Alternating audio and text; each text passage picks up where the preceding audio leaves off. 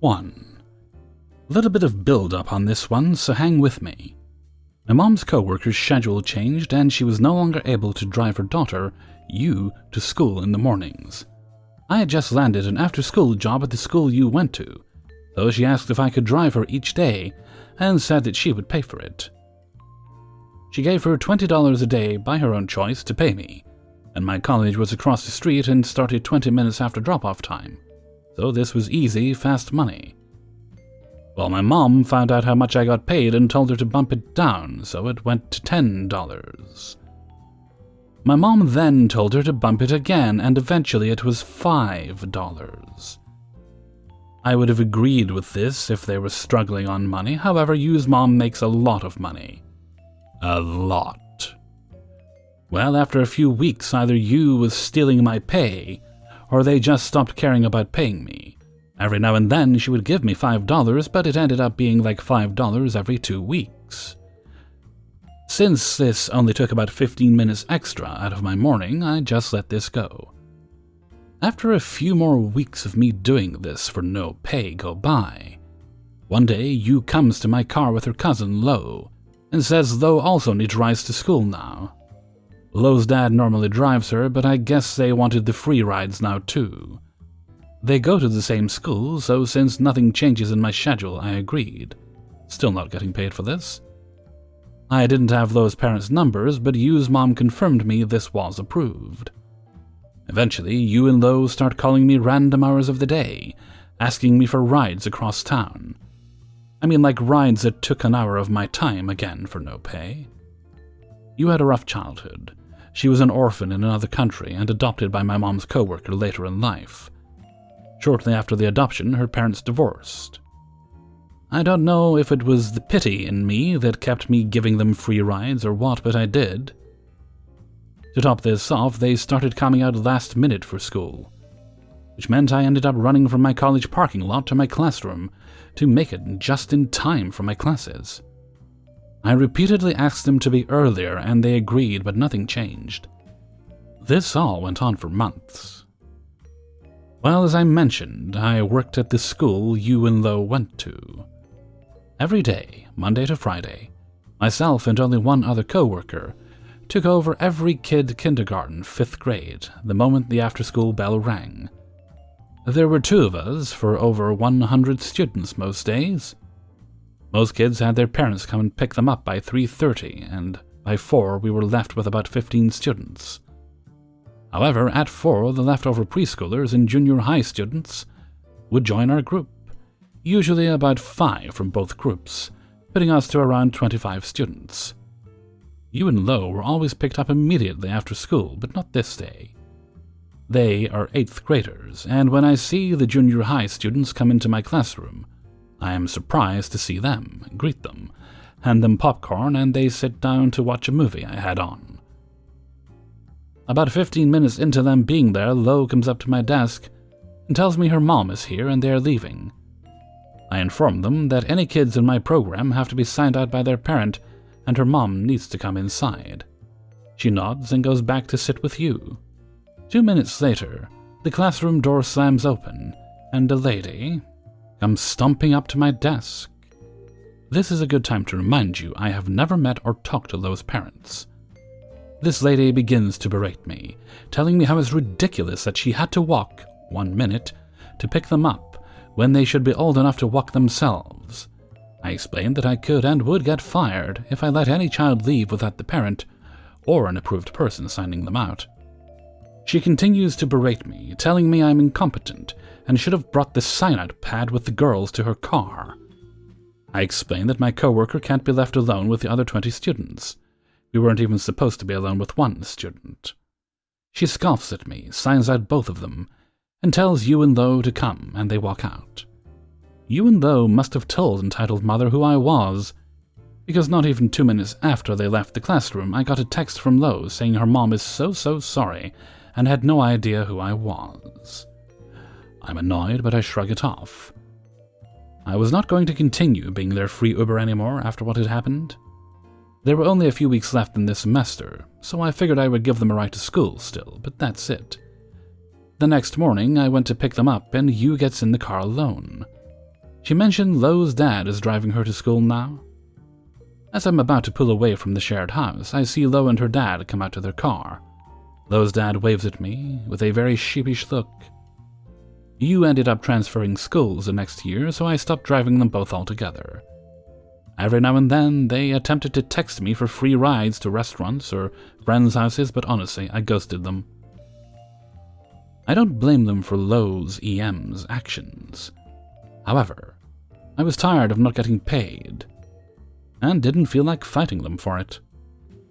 It happened back in 2018, and it's still funny to me. If only I could see the reaction on EM's face when she realized. She just went full Karen on the girl who gives her child free rides everywhere. 2. My mom and stepdad lived down in Naples, Florida, for half the year. Snowbirds. Every February, my wife and I take a trip down there to see them and enjoy a fleeting moment of freedom from seasonal depression. Last year, when we went down, they took us to the Naples Zoo. One of the attractions they have there is the Primate Expedition Cruise. It's actually really clever. It's a man-made pond with a half-dozen or so islands, each one being its own habitat to a different type of primate. There's a few boats that tour guides pilot around, talking about the different species and what makes them unique. Well, I've never seen gibbons before, so we got ourselves in line.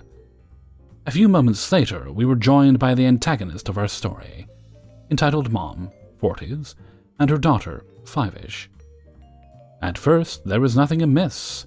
It was a nice day, partly overcast and decent temps. I was with my family on vacation, and my biggest concern at that moment was what ice cream bar I was going to get after we got off the boat. All seemed right with the world. Soon it was time to board, and we climbed on and found our seats. That's when the kid suddenly had a massive freakout on the plank.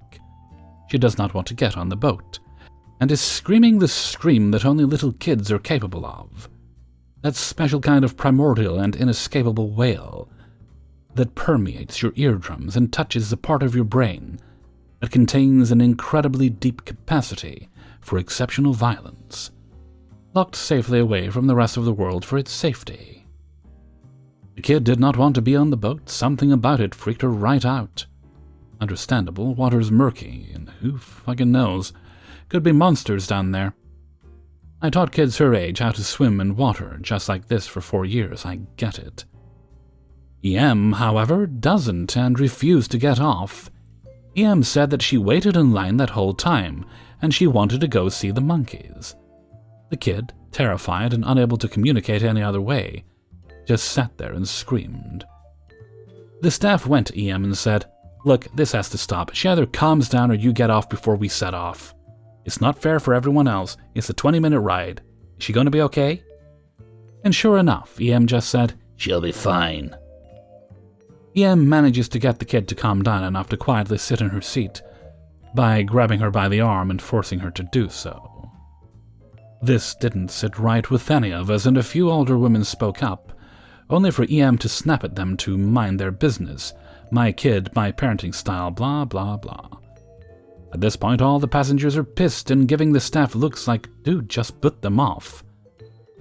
I know how this is going to go down. You know how this is going to go. Everybody else aboard knows. EM and the kid know. The people listening to this right now know. Please don't set off with them aboard. So, we set off with them aboard, and the second we pulled away from the dock, the kid hits play on her Make Everybody in a 2-mile radius Head to a Fallout Shelter playlist. Right on cue. The next 20 minutes was the longest 20 minutes of my entire life. The tour guide tried as hard as she could to power on and give the tour, but even with her microphone, the PA system turned up to 11, none of us managed to hear a single word she said over the screech of the banshee sitting in the front row. As we passed the islands, the spider monkeys, lemurs, and gibbons woken up from their mid-afternoon nap would look over at our boat with an expression of, "What in the actual fuck is that?" The rest of us passengers made it through by giving each other knowing looks and imagining dumping the two off on one of the islands. But as all terrible things do, this too came to pass. and we made it back to shore. The tour guide stepped off and walked away as soon as the boat touched the dock, abandoning the boat and leaving the shore crew to tie her up and drop the plank. EM and the kid were the first to disembark. EM took a spot nearby and started laying into the kid, who I'll remind you is 5 years old. Nobody said anything to her, preferring instead to just put as much distance between themselves and her as possible, just like the tour guide. As we walked off and saw the scolding, I passed by close enough to overhear her parenting. What I heard I won't repeat. It reminds me too much of my own childhood, but to say that EM's probably got sociopathic tendencies would be an understatement. The kid started to ugly cry much differently than on the boat, and I honestly just felt sorry for her. She's just a kid who's afraid and freaking out, and her mom did fuck all to comfort her. Instead, Mom took it personal, believing that her 5-year-old kid was doing it on purpose to embarrass her. That's why she's not the entitled kid in this story. She's just a kid. It was EM who said she'd be fine when she wasn't, EM who convinced the staff to let them stay, EM who put her wants and needs above her own daughter's comfort, as well as all the other dozen or so people aboard. The kid was just being a kid. It was her mom who was the entitled little shit. But that's all I got for you. We didn't typically confront EM, or step in to be superheroes to the kid. We fucked off to go get ice cream and feed the giraffes. It was about an hour later that we could finally hear properly again. 3. Hello, it's your old pal Senor Sprinkles. This incident happened on Tuesday. Context: I developed osteomyelitis and abscess in my right ankle the beginning of last December, and luckily got surgery just in time before any infection reached the bone. Otherwise it was bye-bye leg from the knee down. Unfortunately, the infection got so bad that it ate away at the tissue in my ankle, leaving it almost hollow, and my nerves were damaged that I can't rotate my foot around nor curl my toes without pain. I stayed in the hospital for a month, unable to celebrate Christmas, my birthday, or the New Year, but was otherwise okay afterwards. I'm using a walker again and slowly transitioning back to using a cane. Okay, story time. I was supposed to go get groceries on Monday with my dad, but he had gotten home late from work, and as it was almost dark, we didn't go, but decided, okay, going the next day. Next day, he gets home on time, still daylight out. So we head out to Costco to go buy some stuff in bulk. Once we arrive at the far end of the parking lot, because let's face it, the lot is always full. We hope to find a mobility scooter with the attached cart that they keep up near the entrance to the store. There's only about 5 in total, they really need to get more. Now I understand some of you might be thinking, those are reserved for the elderly, disabled people, people that actually need them. Ha ha ha ha. And you'd be right. But unfortunately, I can't walk long periods of time without pain, and the scooter really helps. Believe me. I tried getting around the store just holding onto the cart, but ended up hurting my foot after we left from the stress I put on it, and ended up bedridden again for a couple of days to let it heal. But I always feel bad and guilty, as I feel like people are judging me for being so young on the scooter, while my older dad walks alongside me.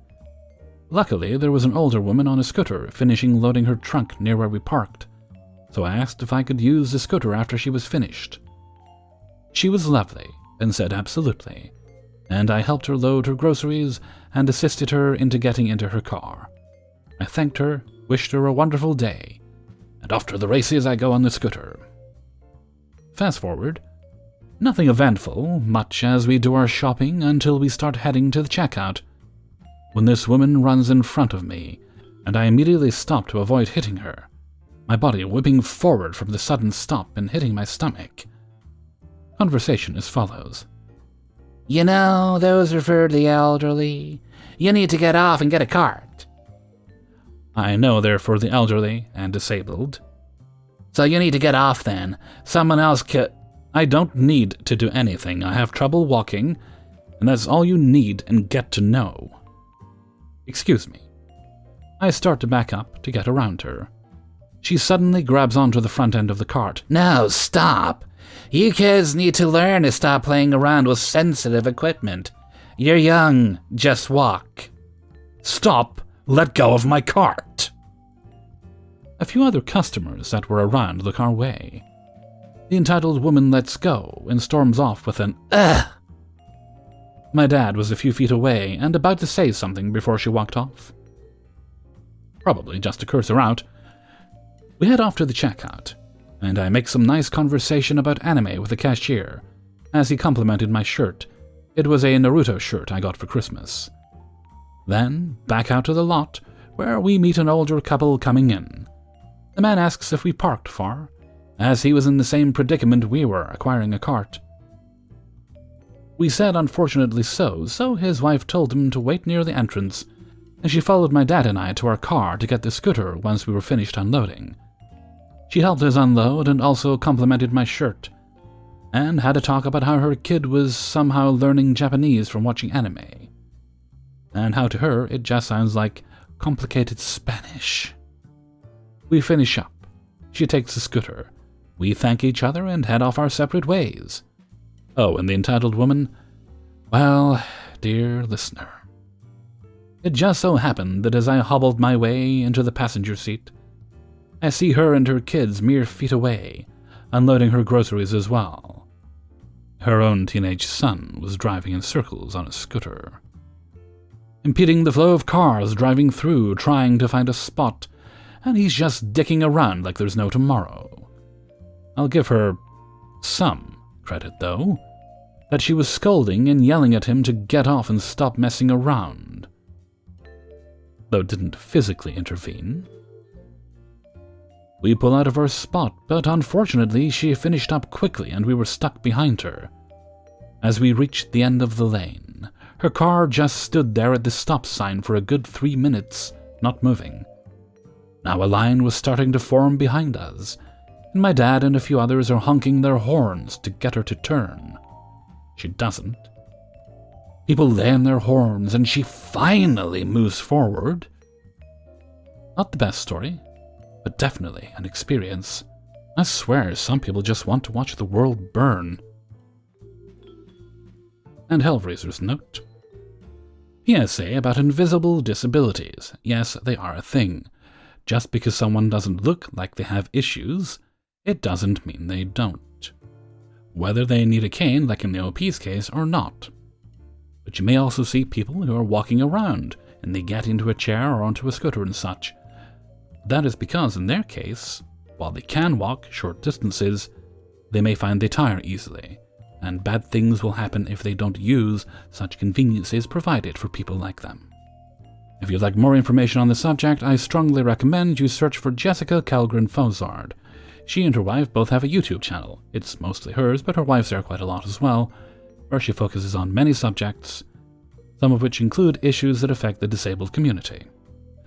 And also cookies. 4. I used to work at a go-kart track and arcade type of place. Most of the people who work there are anywhere from 15 to 19 years old, me being 17 at the time of the incident. Because of the age of the employees, I can understand why someone who's much older might feel a little cautious about our dependability and ability to follow the rules. But I can assure you we never messed around and we never broke any rules, even with our dumb juvenile brains.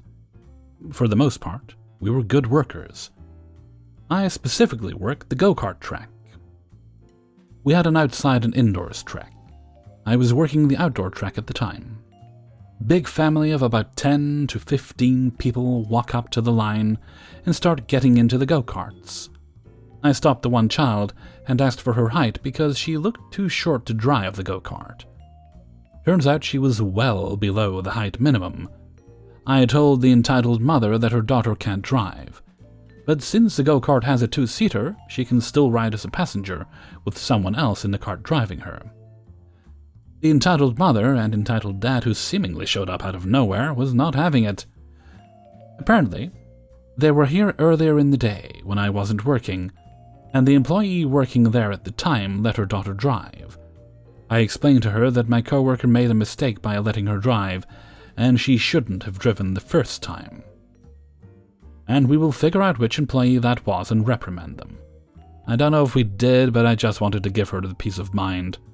I then told her that her daughter is allowed to drive the go-karts on the inside track because they're slower, and we let shorter, younger people drive them because of the increased safety. So if she wants, they can go in there or stay outside and have her daughter ride as a passenger, whatever they want. I guess today EM was not having it. Instead of being understanding and just making her daughter ride as a passenger, she told me she was going to slap the shit out of me and my coworkers, who were also working on the track at the time, and then later saying she was going to kill us, all while screaming at us and making a huge scene. At the time, a younger family member, either son, cousin, nephew, I had no clue what relation, started making stabbing motions directed at me with his hand, and mother was becoming increasingly angry, demanding a refund or free rides and whatnot, basically trying to get something free out of us. I figured this was beyond my power, so I called my manager over to mitigate the situation. When my manager gets there, EM and ED pull out their phones and start recording me, saying how I was being racist and derogatory towards them, and because my dumbass was wearing my school's wrestling team sweatshirt, they figured out my school and were going to call them and tell them the horrible things I supposedly said to them. They also said they were going to post the video they took of me doing literally nothing and them screaming at me on social media. Now, I'm a pretty big guy, being 6 feet, 230 pounds at the time, and multiple years of football and wrestling. I know my boundaries very well, and I know what I am capable of combined with my temper. I knew that if I stayed around much longer it would get ugly. I was in no mood to be putting up with their bullshit any longer, so I quickly left to go clean inside and calm myself down. It wasn't my problem anymore now that my manager was there. Apparently, they went back inside to scold the owner of the business, my boss, and EM recorded her and gave her the same treatment she did to me, and the owner ran out of the building a sobbing mess. My manager eventually lets them ride for free on the inside track, and they left shortly after. The worst part was that the owner and my manager blamed it on me, because apparently my large stature might intimidate people, and I need to be extra careful when speaking to people. Total BS. I'm a calm guy most of the time, and I've always been very nice and courteous with customers, especially this bitch of a parent. The fact that I didn't explode in tears at a little bit of confrontation puzzled me a little, and made me wonder if my boss should be allowed to be criticizing me, since she can't hold her shit together. Never heard anything from my school or saw anything pop up on social media. So that led me to believe they were just manipulating the situation to get a free ride, which my incompetent suck-up manager gave to them, instead of kicking them out or calling the cops like they should have. That's one of many stories from that job, and I'm glad I quit. 5. I work at a company that's commonly referred to as the barrel of our people, and as a lot of frequenters know, Sunday is our busiest day of the week. I work there as a hostess, and today my job was that itty-bitty hostess stand at the front of the store that tells people you better get comfy. They have this podium out, so it's during the rush. I'm sitting up at the front podium, taking names when nice lady comes in. As nice as can be. "Hi, are you the lady taking names?" To which I reply with my usual customer service charm. "Yes, ma'am. How many people do you have?" 15. How long is the wait going to be?" To which I visibly lose my bullshitting smile and ask her to repeat, which she does, and I tell her to give me a moment to ask my manager what the wait time would be. Only to get silence over my radio. "Thanks, manager." "Ma'am, I didn't get an answer, but I believe it'll be anywhere from 30 to 45 minutes. More like 40 minutes. All right, sweetie, can you go ahead and put us down under nice lady?" "Yes, ma'am." And then I proceed to ask my usual, "Do you have any children, require a window seat, etc. type stuff?" None there. I put them down and go back to my name-taking, and Tetris for when it got slow. It's a mobile app in my phone, plus it was easy to pause when someone came up. 30 minutes pass, and in comes entitled lady. Excuse me, what's the wait time on Nice Lady Party of 15? Let me look. I estimated 45, but y'all are only 30. She cuts me off, gets closer to the hostess stand, and only keeping her distance because her baby bump is almost against the stand. You told us 30 minutes. How much longer is it going to be? If it's going to be another 15, we're just going to leave. Well, I'm sorry, ma'am, but it's going to be another 15 minutes. If you'd like to leave, I can take you off the wait list. She didn't like this, not giving me an answer and just storming off. I forget about it, because I have other people's names to take, and eventually, my manager puts my podium in the actual store area, so I am parked a little further inside, still taking names when entitled lady comes back in, backhanding me with her glare as she says the infamous phrase, "I want to speak to your manager." I react by doing the only thing I can do, which is radio the manager. "Hey, someone is requesting the manager up front at the hostess podium," and proceed to avoid eye contact with her because she's visibly debating taking a swing at me in front of the gods and everybody in the store. I see in my tablet almost right after I told her that the manager would be right there, that her party had been officially seated at the tables in the system, and raised my head to tell her when she suddenly storms off to the other hostess podium. All that I could hear was a distant, "I want to speak to your manager right now," and an awkward, "Nice lady, party of 15, from my hostess coworker. She didn't get a manager wasn't having any of it. I have no idea if they were comped or asked to be, but she didn't deserve it. After throwing the huge fit, her party trashed that entire row, and the row next to it, to the point that the manager had to ask me to give the dining area some loving, which I found out was code for "they absolutely trashed the tables, and I need you to sweep while I grab a mop, because we don't have enough caution signs in the tri-state area to block off this clusterfuck." I have no idea how nice lady and entitled lady were to their server, but apparently a party next to their entire row had a single lady and 5 toddlers that helped absolutely decimate the area after the party left. So glad I stopped going to church so I didn't associate with those kind of people anymore. Hey everybody, Hellfreezer here, and thank you very much for listening to the Impractical Proudness of Parents. I Pop, episode 81. And thank you very much to everybody who allowed me to use their stories in this video. If you enjoyed the video then please do share it around with all your friends and family. I have noticed a difference on shares in the various platforms. It is helping. Thank you very much. Alright, let's see. No shoutouts today. I think there was one later in the week, but we're good for today. If you yourself would like a birthday shoutout, you can send it along to kingofthecities@gmail.com. That's kingofthecities@gmail.com. And you can find that in the description of pretty much every video. Okay, I'm going to keep the rest of the outro a little bit short here, as I am sleepy and I think I need to go take a nap. But before we go, Hellfreezer's question of the day.